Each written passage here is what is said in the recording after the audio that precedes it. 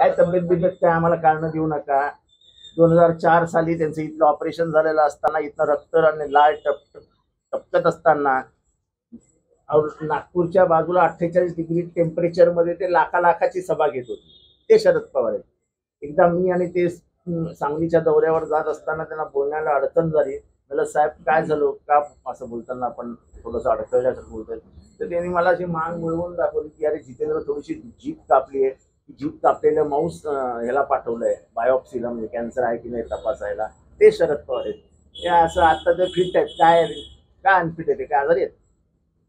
तेव्हा ठीक आहे वय आहे पण शेवटी भीष्म पितामहाचं जेव्हा आपण उदाहरण देतो तेव्हा त्यांचं वय, भीष्माचं वय, त्यांच्यातली ऊर्जा ही अनपॅरल होती. म्हणजे ती गणांगणामध्ये कोणाकडेच नव्हती.